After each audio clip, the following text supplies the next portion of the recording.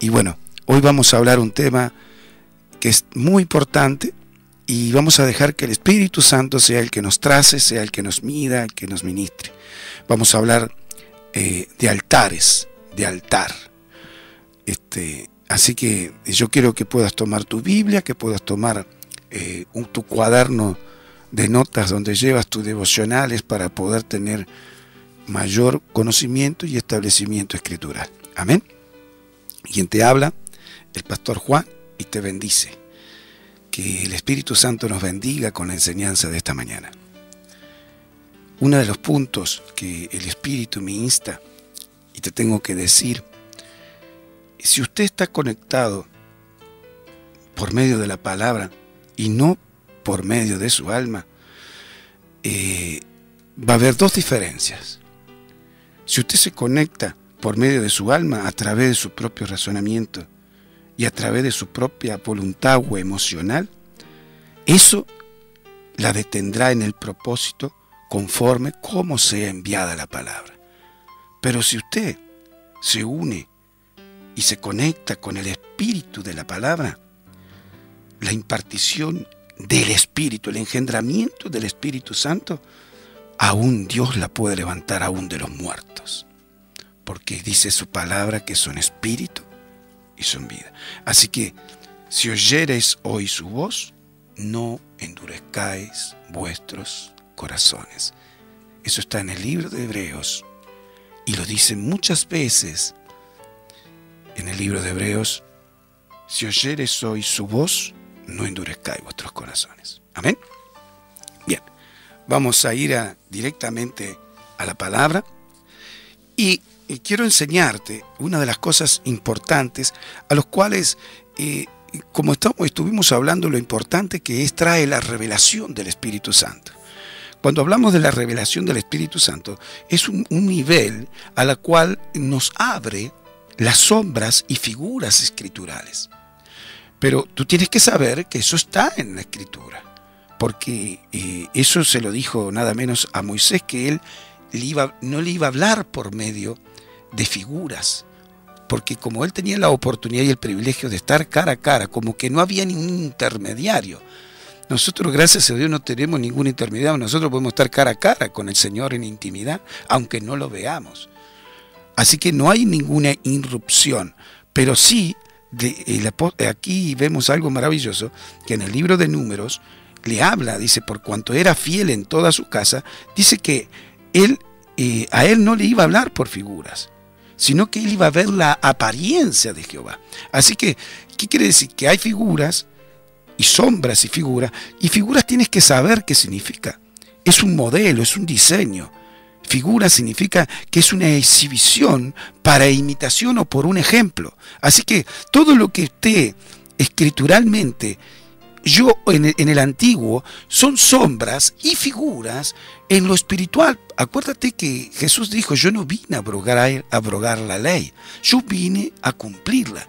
Así que por más que nosotros tenemos mayores promesas por la gracia de Dios, que cual nos permitió nuestro Señor Jesucristo por un solo sacrificio, eso no significa que yo debo estar atento a las sombras y figuras escriturales que están en la Escritura. ¿Sabes por qué? Lo ves en el libro de Hebreos. Hebreos 8:5 dice: habiendo aún sacerdotes que presentan las ofrendas según la ley, las cuales sirven a lo que es figura y sombra de las cosas celestiales. ¿Para qué sirven las cosas del antiguo pacto? Sirven como figura y sombra de las cosas celestiales. Cuando hablamos de sombras, estamos hablando de una señal que indica y que previene un tiempo y anuncia un suceso, un conocimiento de las cosas futuras. Así que estamos hablando que cuando dicen en el libro de Hebreos 8:5 que es importante que sirven, el antiguo pacto sirve como sombra y figura de las cosas celestiales. Y dice la Escritura, continúa en el 8:5, como se le advirtió a Moisés cuando iba a erigir el tabernáculo, diciéndole: mira, Moisés, haz todas las cosas conforme al diseño que se te ha mostrado en el monte.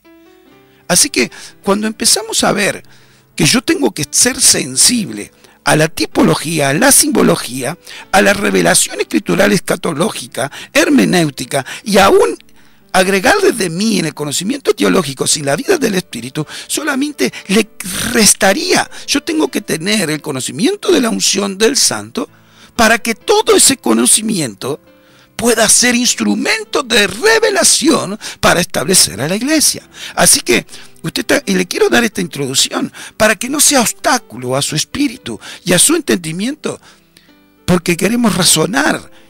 Y acuérdese que tenemos una alma racional, a la única que quiere racionar bajo la voluntad y los preceptos que están emocionalmente en el alma, no a través de la intimidad y unidad que debe tener nuestro espíritu unido, fundido con el Espíritu Santo. ¿Vamos bien? Bien. Toda esta introducción, ¿sabe por qué es? Porque si no, no nos vamos, no le va a ser de enriquecimiento todo lo que vamos a hablar, porque yo debo saber parte de lo que significa en sombra figura celestial de lo que dejó establecido escrituralmente la palabra de Dios. Amén. Vamos al libro de Primera de Reyes. A ver, busca Primera de Reyes, capítulo 18. A ver, versículo 19. Bien, ¿lo tienes? Bien, vamos a ir medio rápido porque si no, no nos va a dar el tiempo. Dice Primera de Reyes 18-19. Envía pues, usted tiene que recordar que llevaba 3 años, más de 3 años de no llover en Israel, y el que podía tener la voz profética para que pudiera descender agua era nada menos el profeta Elías. Así que cuando dice la Escritura, envía pues ahora y congrégame a todo Israel en el monte Carmelo, y los 450 profetas de Baal y los 400 profetas de Acera que comen en la mesa de Jezabel. Escúcheme bien.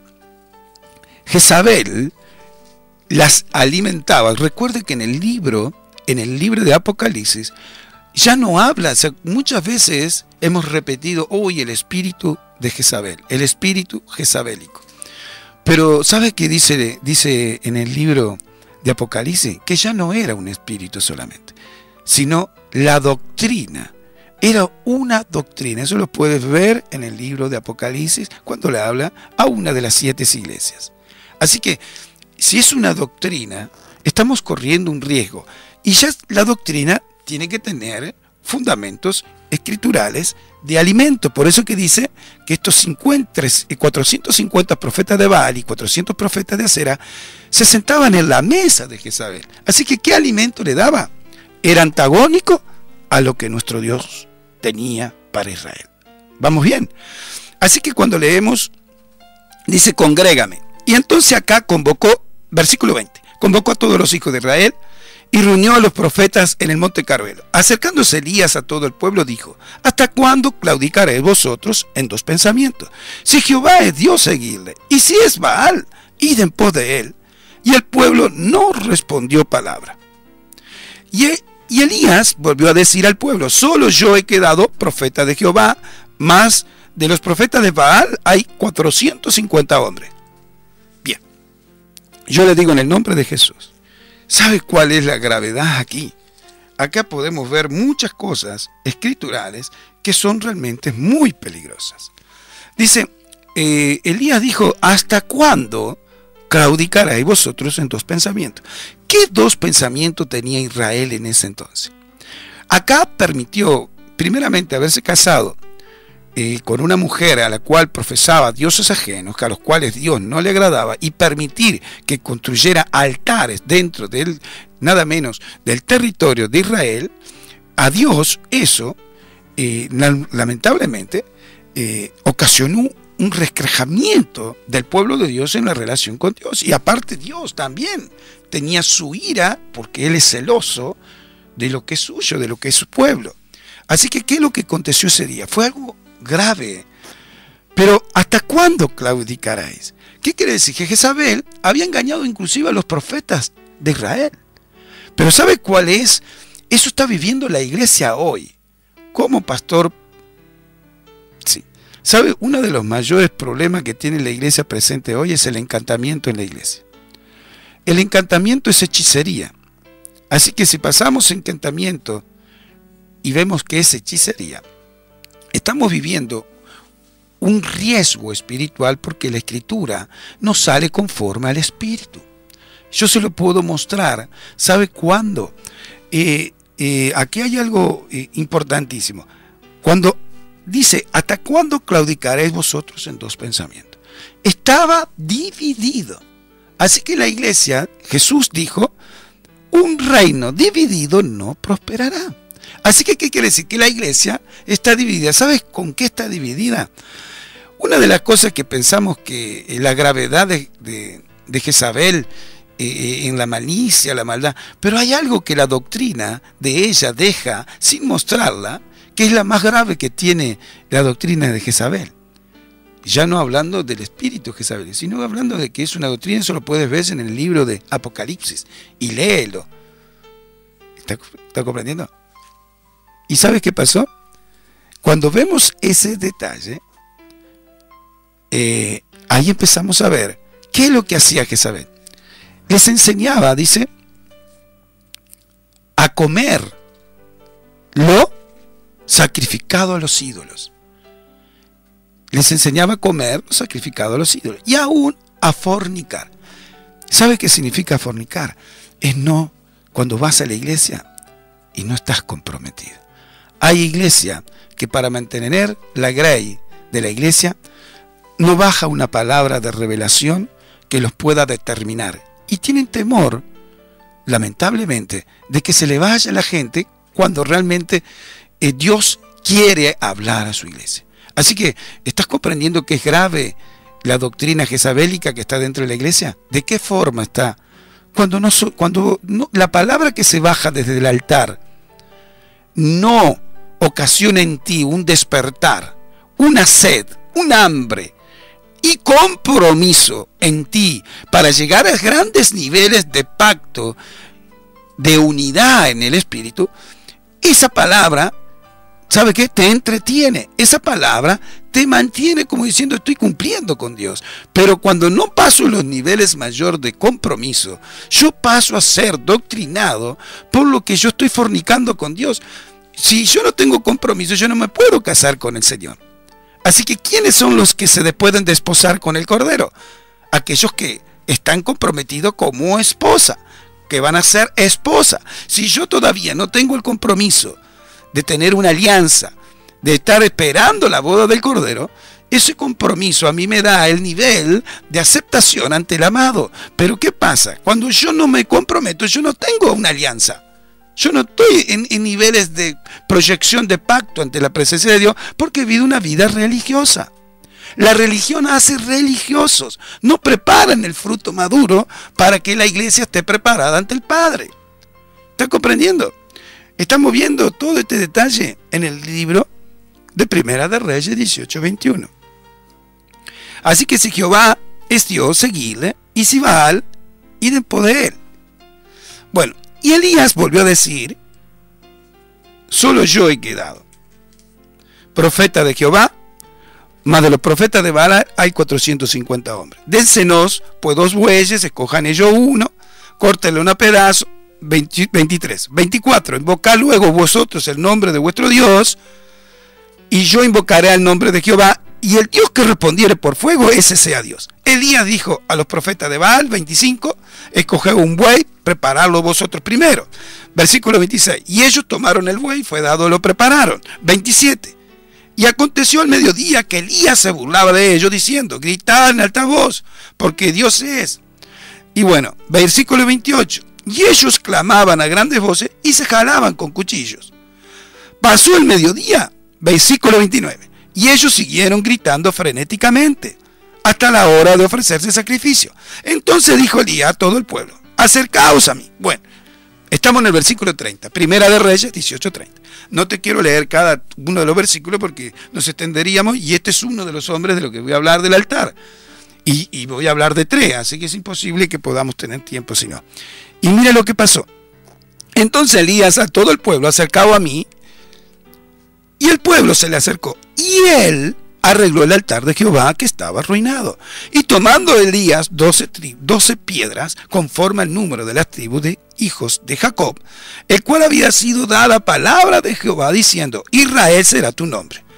Entonces, versículo 32. Edificó con las piedras un altar en el nombre de Jehová. Después hizo una zanja alrededor del altar que cupieran 2 medidas de grano. Preparó luego la leña y cortó el buey en pedazos y lo puso sobre la leña. Y dijo: llenad 4 cántaros de agua, derramarla sobre el holocausto y sobre la leña. Y dijo: hacerlo otra vez, y otra vez lo hicieron. Hacerlo otra vez, la tercera vez, y lo hicieron la tercera vez. 35. Primera de Reyes 18:35. De manera que el agua corría alrededor del altar y también había llenado de agua la zanja. Bien, cuando llegó la hora, escúcheme bien, de ofrecerse el holocausto, se acercó el profeta Elías y dijo: Jehová, Dios de Abraham, de Isaac y de Israel, sea hoy manifiesto que tú eres Dios en Israel, y que yo soy tu siervo, que por mandato tuyo he hecho todas estas cosas. Respóndeme, Jehová, respóndeme, para que conozca este pueblo que tú, oh Jehová, eres el Dios, y que tú vuelves a ti el corazón de ellos. Entonces cayó fuego de Jehová, y consumió el holocausto, la leña, las piedras, el polvo, y lamió aún el agua que estaba en la zanja. Viendo todo el pueblo, se postraron y dijeron: Jehová es el Dios.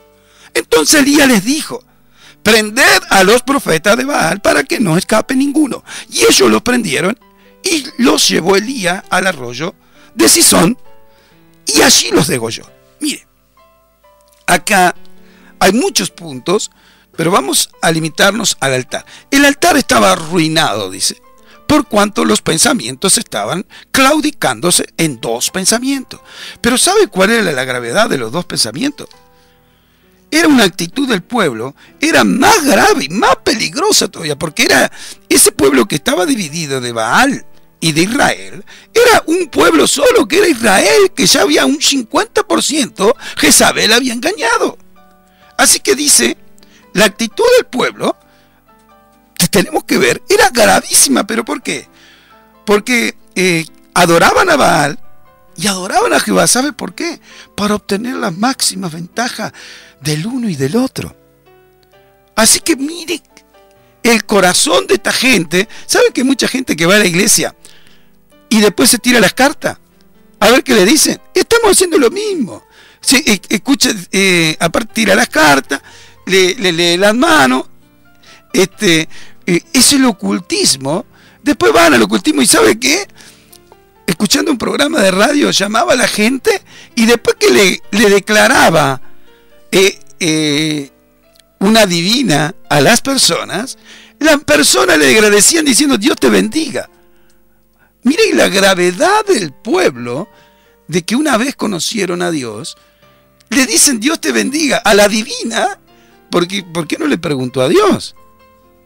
¿Se da cuenta? Así el pueblo, claudicando de ese pensamiento, ¿sabe qué grave que es? Está en un pie en el mundo y en un pie en la iglesia, pero ninguno de los pies suman, porque si estuviera cerca uno del otro para poder acercarse a Dios, no, eso lo aleja cada vez más. Aparte, Dios detesta esa actitud, por cuanto, ¿qué ventaja puedo tener?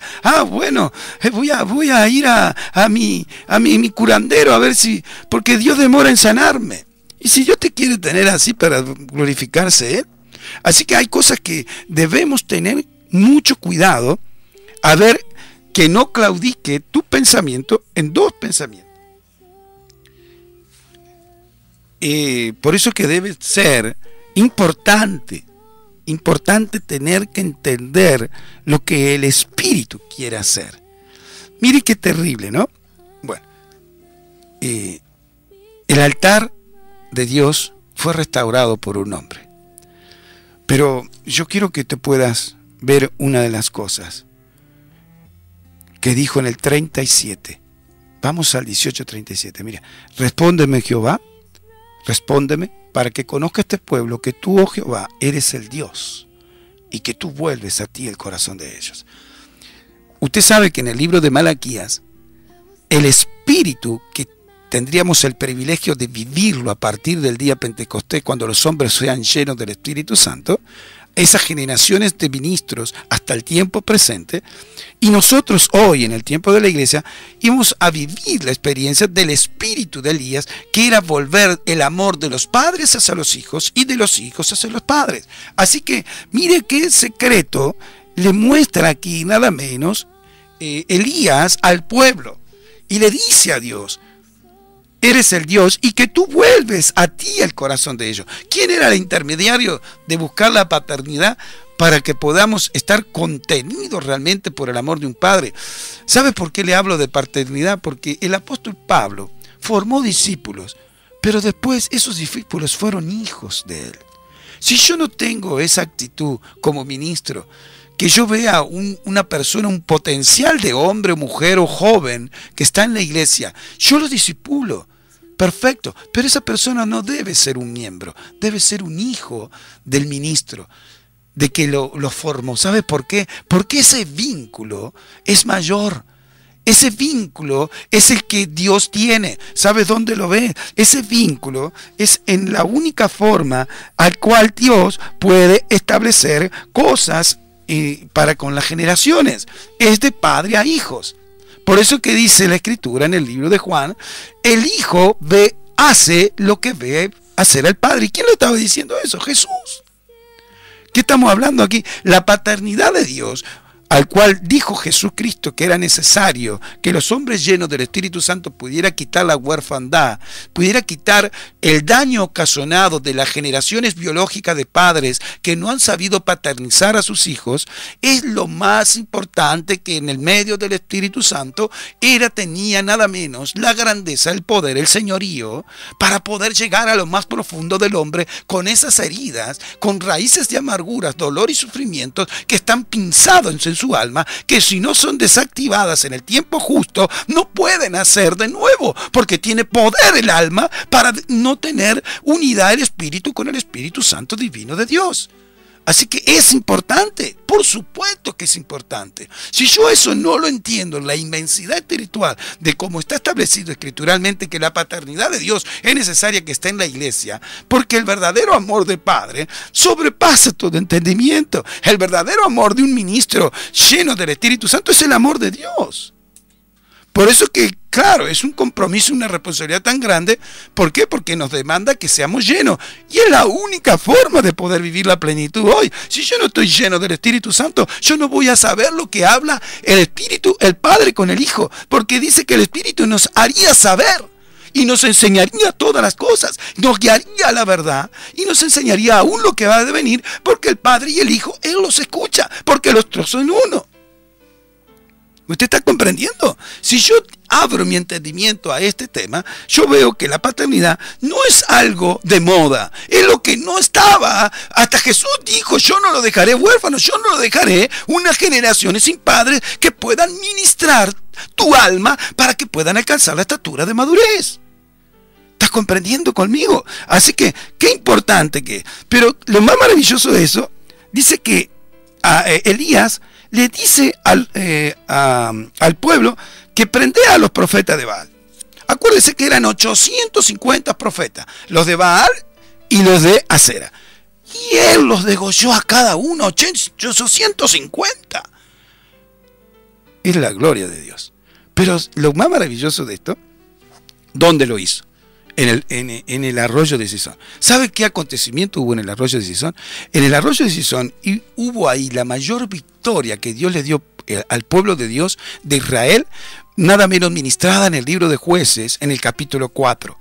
En el capítulo 4 de Jueces, dice que Dios lo reunió a Sísara y con todos los carros, que eran 900 carros cerrados, y los reunió con todo el pueblo. ¿Para qué? Y que se extendía su ejército desde Hazoret hasta el arroyo de Cisón. Pero mire qué terrible. Pero Débora le dice a Barak: mira que tenés que levántate, porque este día en que Jehová ha entregado a Sísara en tus manos. Así que acuérdese que era juez de Israel, Débora, pero aparte era profeta. La voz profética estaba funcionando en el pueblo de Dios. Así que cuando está funcionando, hay un orden, hay un alineamiento, hay un objetivo. Mira que nada menos, Barak era el general del ejército de Israel. Y ella le dijo: levántate, porque este día es en que Jehová ha entregado a Sísara en tus manos. ¿Por qué? Y dice que pasó, y le dice, mire lo que le dice, y terrible, Débora. Le dice: ¿no ha salido Jehová delante de ti? Como diciendo, ve ve hacia el valle de Cisón, porque Jehová delante de ti. Por eso que vemos algo terrible que aconteció ahí. Dice que en el libro de Jueces 5:20 declara y hace un cántico de alabanza, de glorificación a la victoria, nada menos de hebreo, y dice: desde los cielos pelearon las estrellas, desde sus órbitas pelearon contra Sísara. Y dice, y los barrió el torrente de Cisón. Era un lugar que se acumulaban todas las aguas. En ese mismo lugar, escuche, donde mató a todo el ejército de Sísara, también ahí pasó ese torrente y se llevó las 850 cabezas de Baal. ¿Estás comprendiendo? La unidad, yo lo que veo lo maravilloso de la unidad del Espíritu. Una profeta como Débora y un profeta de la inmensidad de Elías. Aparte, tenemos que rever y replantearnos un punto. El altar estaba arruinado porque el pueblo había dejado de adorar al verdadero Dios y se había dividido el pensamiento. Así que no hay altares, tenemos más altares en nuestro corazón, porque altares de nuestros corazones que impiden son aquellos, ¿sabe qué? Todo aquello que impide el primer lugar, la preeminencia de Dios en nuestra vida, la primicia, lo primero, el ser primogénito para Dios. ¿Sabe qué? Es no tener nosotros revelado el ordenamiento. El que no se nos revela el posicionamiento, que no se nos revela, ¿sabe? Es importante lo que está preordenado por Dios. Así que tenemos que tener mucho cuidado. Si a mí no se me revela lo que es primogenitura, no se me revela lo que es preeminencia, que es luchar por lo primero y por lo mejor. Así que cuando estamos hablando de esto, es importante, por supuesto que es importante. Y cuando está la mente dividida, es imposible que pueda tener un ordenamiento correcto. Se divide la mente, se divide el corazón y lamentablemente el pueblo no funciona, no puede establecer diseño, no puede levantar la iglesia. ¿Bien? Así que ¿es importante esto? Sí, claro que es importante. Y mira lo que dice, para irnos de nuestro amado Elías. Ve a 1 Reyes 19:14. Mira, y después de pasar todo eso que hizo Jezabel, Jezabel mandó una carta que lo quería matar. Y bueno, y se fue Elías y estuvo viviendo unas circunstancias terribles de dolor en el espíritu. Dice 19:14, 1 de Reyes. Él respondió: he sentido un vivo celo por Jehová de los ejércitos, porque los hijos de Israel han dejado tu pacto, han derribado tus altares y han matado a espada a tus profetas, y solo yo he quedado y me buscan para quitarme la vida. Escuche bien. Y le dijo Jehová: ve, vuélvete por tu camino por el desierto. Y bueno, y le da 3 acontecimientos que haga: que unja a Jezabel como rey de Siria, a Jehú que ungirás como rey de Israel, y a Eliseo ungirá para que sea profeta en su lugar. ¿Está bien? Versículo 18. Y yo haré que queden en Israel 7000 cuyas rodillas no se doblaron ante Baal y cuyas bocas no lo besaron. Bien, escuche bien. Cuando dijo el profeta: solo yo he quedado, él estaba diciendo: y la única voz profética que tenía Israel era yo. ¿Sabe que muchos ministros, con una falta de respeto, dicen: mira, Elías se creyó que era la última Coca-Cola del desierto? Escúcheme bien y tenga temor reverente a Dios. Elías está diciendo: el único que he quedado soy yo. Y aún le dice Dios: yo haré que queden en Israel 7000. Aún aquellos 7000 que estaban claudicando en 2 pensamientos, pero había unos de esos 7000 que no, las rodillas de ellos no se habían doblado y sus bocas no lo habían besado. Es de ese grupo que claudicaba en 2 pensamientos. Después que yo descendí fuego, yo de ese grupo voy a rescatar 7000. ¿Estás comprendiendo? Así que es muy diferente. Por eso yo tengo que ver la profundidad. Por eso que se cansa Elías y dice que se va a un enebro, debajo de un enebro, que quería morirse ya. ¿Por qué? Porque tenía un vivo celo que los hombres todavía no tenían determinado. Viendo el fuego del cielo, todavía no se habían determinado. Todavía seguían claudicando en 2 pensamientos. Ah, sí, adoraron, es Dios, pero en las actitudes es la que pesa. Porque dicen: De boca me honras, pero vuestro corazón está lejos de mí. ¿Estás comprendiendo? Era peligroso, por supuesto que era peligroso. ¿Estás comprendiendo? ¿Vamos bien? Bien. Esperemos que podamos llegar a tiempo con todo lo que quiero dejarle. Uy, me está corriendo la hora. Escuche bien. Vamos al libro de Jueces 6:12. Y acá va a haber algo terrible. Vaya, Jueces 6:12. Bien. Voy a leer del 11. Y vino el ángel de Jehová y se sentó debajo de la encina que estaba en Ofra, la cual era de Joás a Berrita, y su hijo Gedeón estaban sacudiendo el trigo en el lagar para esconderlo de los medianitas. Escuche bien. Israel de vuelta, acuérdese que la victoria que estaba dando Débora, de vuelta en el capítulo siguiente que aparece Gedeón, pasó de vuelta a equivocarse. Por eso que Dios trajo nada menos este castigo, que los medianitas lo oprimieran a Israel. Así que hay cosas que Dios permite que el pueblo de Dios esté viviendo cosas para ver si realmente se convierte, a ver si realmente busca la instancia mayor de estar en la presencia. Y mira lo que dice. Y para esconderlo, dice, Gedeón estaba sacudiendo el trigo en el lagar para esconderlo de los medianitas. Y el ángel de Jehová se le apareció y le dijo, Jehová está contigo, varón esforzado y valiente. Y Gedeón le respondió, Señor mío, si Jehová está con nosotros, ¿por qué nos ha sobrevenido todo esto? ¿Y dónde están todas sus maravillas que nuestros padres nos han contado diciendo? Usted esté atento a este versículo y a esta etapa. ¿No nos sacó Jehová de Egipto? ¿Y ahora Jehová nos ha desamparado y nos ha entregado en manos de los medianitas? Escúcheme, mire esta expresión. Y mirándolo Jehová. Le está diciendo muchas cosas en esa expresión. ¿Qué me estás diciendo?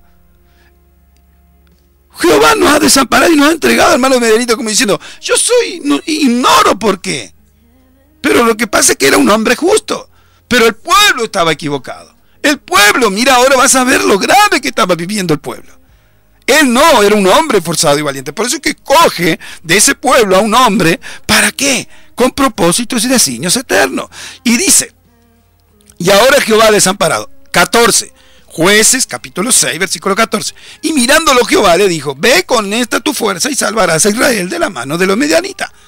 ¿No te envío yo? Le dice nuestro Dios. Entonces respondió, Señor mío, ¿con qué salvaré yo a Israel? He aquí que mi familia es la más pobre de Manasés y yo el menor de la casa de mi padre. Jehová le dijo, ciertamente yo estaré contigo y derrotarás a los medianitas como un solo hombre. Versículo 17. Y él respondió, yo te ruego que si he hallado gracia delante de ti, me des señal de que tú has hablado conmigo. Te ruego que no te vayas de aquí hasta que vuelva a ti y saque una ofrenda y la ponga delante de ti. Y él respondió, yo te esperaré hasta que vuelvas. Mire qué preciosa circunstancia. Y entrando Gedeón preparó. ¿Cuánto tiempo puede haber preparado un cabrito? Usted que sabe que es cocinera. Un cabrito, panes y levadura de un efa de harina, y puso carne en un canastillo. Y el caldo de una olla, sacándolo y se lo presentó debajo de aquella encina. Dios estuvo esperándolo a Gedeón, el ángel de Jehová. Entonces, versículo 20. Entonces el ángel de Dios le dijo, toma la carne y los panes de levadura y pone sobre esta peña, y vierte el caldo. Y él lo hizo así. Recuerde que estábamos hablando de altares. Ahora va a ver.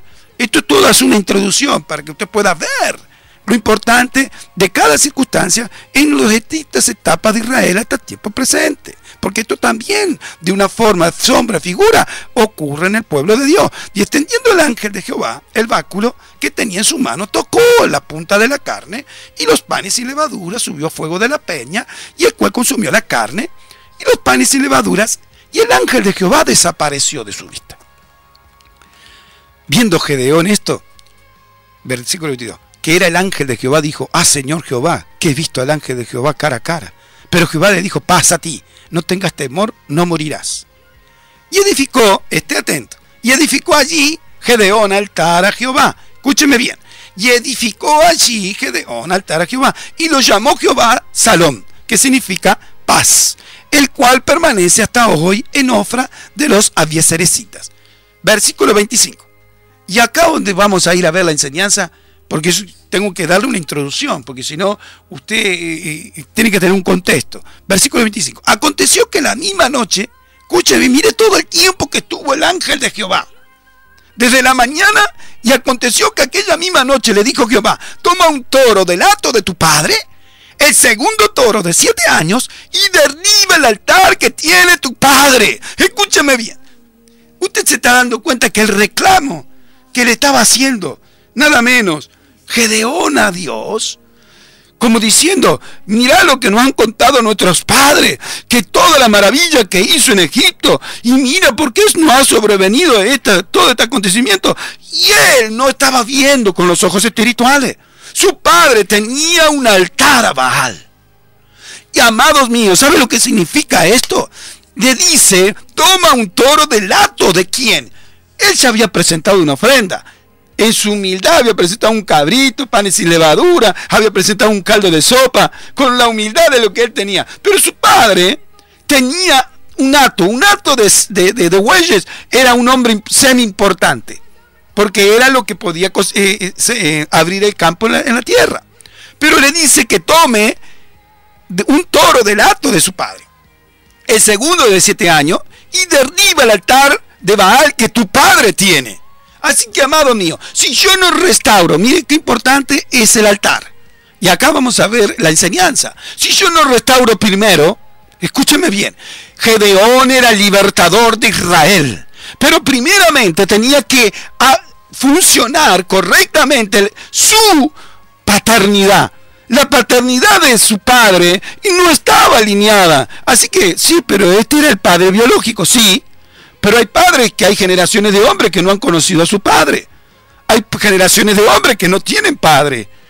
Así que, ¿qué pasa? Biológicos. Por eso que Dios formó como lo formó a José. José no era el padre biológico de Jesucristo, pero sí era el padre que lo llevó hasta vivir los 30 años para entregarlo al ministerio. Así que hay generaciones de hombres que tienen la paternidad de Dios para formar y equipar las generaciones, pero yo debo tener un padre verdadero lleno del Espíritu Santo. Aún el biológico puede ser también el padre lleno del Espíritu Santo que paternice el alma del hombre. ¿Qué es lo que viene a buscar Dios de la iglesia? Su alma. Así que si yo no paternizo el alma, no le puedo contener las emociones, los sentimientos, no le desarticulo todas las heridas y pueda abrir su corazón, su mente, su entendimiento a poder ser puesta a la mano del Consolador Divino para arrancar raíces de amargura, para arrancar toda esa herida y dolor de sufrimiento que eso ocasiona odio, eso ocasiona envidia, celo, hipocresía, estupidez en la iglesia.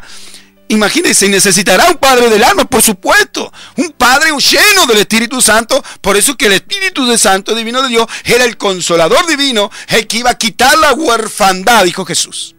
Yo no los dejaré huérfanos, yo no los dejo sin padre. Así que hay una generación. Por eso que acá la tarea primera que le encomienda para tomarlo como libertador a Gedeón, tenía que libertar las estructuras del pensamiento de su padre, que aparte es cobertura. En la antigüedad, la mayor cobertura era paternal. ¿Está comprendiendo? Pero cuando el hombre paterno está nada menos que es un pagano, entonces necesita de los ministros llenos del Espíritu Santo para alinearlo y aún el biológico no descartarlo, sino que llevarlo a los caminos de Cristo. ¿Está comprendiendo? Así que ese es el diseño correcto. Pero vemos que si no se restaura el altar del Padre primero, es imposible que nosotros seamos libertadores. ¿Quién es el que te cubre? ¿Quién es el que te está ministrando y bajando el diseño a tu vida? Bueno, conforme a eso, ese espíritu es el que te tiene que unir. Porque el mismo apóstol, el mismo siervo Elías, profeta Elías, dijo: y hará volver el amor de los padres a los hijos y de los hijos a los padres. ¿En qué tiempo? En este tiempo. Hay un juego de palabras que Jesús dijo: Elías ya vino, pero va a venir. Entonces cuando Jesús habla en esa cauciosidad reveladora, espiritual, de misterio y secreto, como diciendo: ya vino pero ha de venir, está diciendo, escúcheme, está diciendo algo que no está escrito, que es revelador. Así que ese espíritu de Elías sí tenía que estar en la iglesia, que era volver del amor de los padres a los hijos y los hijos a los padres, para traer restauración y restitución dentro del orden divino. ¿Estás comprendiendo? Así que comprende la actitud de nada menos de este hombre. Bien, Y también lo podemos ver, pues vamos a ir ahora urgente porque si no, no nos va a dar tiempo. Vamos al libro de Génesis. Génesis 22 habla algo importantísimo. Yo puedo tener distintos altares funcionando. Tengo en mi casa la intimidad en mi habitación, voy a la iglesia y aún hay un ministerio precioso que levanta altares de oración, que se llama un ministerio, los Gedeones, pero no el Gedeón que usted conoce de Biblia, no. Hay un ministerio que levanta altares de oración. Pero yo tengo que tener revelación para que cuando yo levante un altar, ¿qué es lo que debo hacer para que ese altar permanezca? Para que ese altar sea de bendición, para que ese altar pueda establecer diseño. ¿Y qué es lo que debe ser? Mire lo que vivió nada menos. Dios ordena a Abraham que sacrifique a Isaac. Y acá hay algo tan revelador en lo que hizo este acontecimiento. Aconteció que después de estas cosas que probó Dios a Abraham, y le dijo a Abraham, y él respondió, heme aquí. Y dijo, toma ahora tu hijo, tu único, Isaac, a quien amas. Vete a tierra de Moriah y ofrécelo allí en holocausto. Voy a leer rápido. Versículo 3. Y Abraham, acuérdese, Génesis 22, versículo 3. Y Abraham se levantó muy de mañana y enalbardó su asno, tomó consigo su siervo, a Isaac, la leña para el holocausto y se levantó y fue al lugar donde Dios le dijo. Versículo 22, 4. Al tercer día alzó Abraham sus ojos y vio el lugar de lejos. Entonces dijo Abraham a su siervo, esperad aquí con el asno y yo y el muchacho iremos hasta allí, adoraremos y volveremos a vosotros. Vamos a entrar en la revelación. Esté atento. Y tomó Abraham la leña del holocausto y la puso sobre Isaac su hijo. Y él tomó en su mano el fuego y el cuchillo y fueron ambos juntos. Entonces habló Isaac a Abraham su padre. Escúcheme bien. Y le dijo, Padre mío. Y él respondió, heme aquí, mi hijo. Mire qué relación. Se da cuenta que la relación padre-hijo, pero ese es el antiguo pacto. No, amado mío, el apóstol Pablo, todos los discípulos que dejó es asentado escrituralmente, que hay cartas escritas hacia ellos, todos, cada uno de ellos fueron nada menos discipulados, pero paternizados con un corazón de padre. Él mismo lo dice, yo hablo como a padre y a hijos. Él lo dice en la escritura. ¿Qué quiere decir? Que es importante. Él tenía la paternidad de Dios. Él estaba lleno del Espíritu Santo. Él entendía el diseño correcto, porque Dios se lo había entregado, nada menos. Y él no había sido rebelde con todas las estructuras religiosas. Él no había sido rebelde. Él, al contrario, había dispuesto su corazón a entender el diseño correcto, pero por medio no de la letra, sino del Espíritu. Entonces habló a Isaac, su padre, y dijo, Padre mío, y él respondió, heme aquí, mi hijo. Y él dijo, he aquí el fuego, la leña. ¿Dónde está el cordero para el holocausto? ¡Ja! ¡Qué maravilla!, ¿no? ¿Dónde está el cordero? Y respondió Abraham, Dios se proveerá de cordero para el holocausto. Hijo mío, iban juntos. Yo quiero que aquí hay algo revelador, algo glorioso, que yo quiero que ahí se detenga y pueda leer en el libro de Juan 8:56. Dice, Abraham, vuestro padre, se gozó de que había de ver mi día y lo vio y se gozó. ¿Saben que ese versículo Jesús le estaba diciendo a los escribas y fariseos, en los sacerdotes del tiempo que nuestro Señor Jesucristo ministró en su ministerio los 3 años y medio? Le estaba diciendo, Abraham vuestro padre se gozó de que había de ver mi día y lo vio y se gozó. ¿Sabe cuándo? Aquí, en este acontecimiento vio su hijo. Vio a Jesucristo. ¿Sabe por qué? Porque en el capítulo 22 estamos hablando avanzado, pero en el capítulo 14 tú tienes que recordar quién se le acerca a nada menos al rey, a nada menos a Abraham. Se le acerca el rey de justicia que se llama Melquisedec. ¿Y Melquisedec qué es lo que hace? Melquisedec, dice la palabra en el libro de Hebreos 7:1, porque este Melquisedec, rey de Salem, sacerdote de Dios Altísimo, que salió a recibir a Abraham, que volvía de la derrota de los reyes, le bendijo. A quien asimismo dio a Abraham los diezmos de todo, cuyo nombre significa, escúcheme bien, este Melquisedec, ¿qué significa? Primeramente, rey de justicia. También rey de Salem. Esto es rey de paz. y escuche, sin padre, sin madre, sin genealogía, que ni tiene el principio de días ni fin de vida, sino hecho semejante al Hijo de Dios, permanece sacerdote para siempre. Esa escritura está quedando como una sombra y figura tipológicamente de Jesucristo. Así que ¿quién le presenta a Abraham en el capítulo 14? ¿Quién le presenta? Nada menos, le presenta el pan y el fruto de la vid. El pan y el fruto de la vid era introducirlo al pacto eterno. ¿Qué dijo Jesús en la mesa con los 12 apóstoles? Así que, sin ley, todavía Moisés no había venido, todavía no había nacido, no estaba Isaac funcionando, Jacob no estaba funcionando, y aún todavía no estaba en Egipto, todavía pasaba hasta que llegó recién Moisés. Pero él ya tenía revelación, por eso que su fe fue contada por justicia. No necesitó una ley para él establecer reino, para él establecer mediante revelación el reino.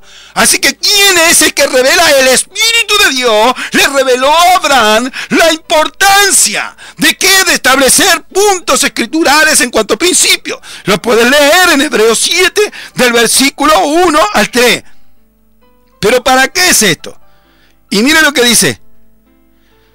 Dice que aconteció, Génesis 14, 18, entonces Melquisedec, rey de Salem y sacerdote de Dios el Altísimo, sacó pan y fruto de la vid, le bendijo diciendo, bendito sea Abraham del Dios del Altísimo, creador de los cielos y de la tierra. Así que, amado, eso está en el libro de Génesis 14, 18 y 19. Para que lo veamos juntos, para que podamos edificarnos en el conocimiento a través del Espíritu Santo. Aprovechemos este tiempo para que nos podamos edificar correctamente. Cuando llegaron al lugar de Dios ha dicho, edificó Abraham un altar, compuso la leña. Vuelvo al libro de Génesis 22. Y ató Isaac su hijo y lo puso en el altar sobre la leña. Y extendió Abraham su mano y tomó el cuchillo para degollar a su hijo. Escuche, extendió su mano, es levantar la mano al cielo con el cuchillo. Y dice, entonces el ángel de Jehová le dio voces ¿desde dónde? Le dio voces desde el cielo. Y dijo, Abraham, Abraham. Y él respondió, heme aquí. Y dijo, no extienda tu mano sobre el muchacho ni le hagas nada, porque ya conozco que temes a Dios, por cuanto no rehusaste tu hijo, tu único. Entonces alzó Abraham sus ojos. ¿Qué quiere decir? Escúcheme atentamente. Alzó es elevar. Alzó elevar sus ojos para ver y miró, para ver, y aquí que a las espaldas estaba, ¿cómo estaba? Miró para el cielo, para escuchar la voz del cielo, pero en sus espaldas estaba trabado un carnero en un zarzal por sus cuernos. ¿Sabe que el carnero es figura? ¿Sabe de qué? Es el macho de la oveja después, a partir de un año, según los ciclos. Así que a partir de un año ya era carnero. Pero mire qué impresionante la revelación que hay aquí. Versículo 13. ¿En dónde lo encuentra? Las espaldas. ¿Sabe qué significa? Son los lomos. Los lomos, dice la escritura en el libro, y léelo, en el capítulo de Hebreo, que habla que en sus lomos ya estaba Leví. Ya estaban las generaciones de los descendientes de los hijos de Jacob. Eso está en el libro de Hebreos. Ya no es sombra y figura. Eso está escrito. ¿Y qué pasó? En los lomos de él, en las espaldas, pero aparte vio que los cuernos, ¿sabe qué eran? De ellos utilizaban el shofar. Y el shofar era la voz de Dios, la trompeta de Dios que usaban los hombres para derribar toda oposición contra el ejército de Israel. Así que mira qué revelación había ahí. Y la zarza, nada menos, es lo que tuvo placido, nada menos Moisés delante de la zarza, que dice que estaba Dios, el ángel de Jehová hablándole, y la zarza no se consumía. Así que, ¿qué es lo que le estaba mostrando acá? Acá le estaba mostrando una revelación. Por eso que dice, y leemos Juan 8:56, Abraham, vuestro padre, se gozó de que había de ver mi día. Y lo vio, y se gozó. Pero ¿sabe dónde lo vio?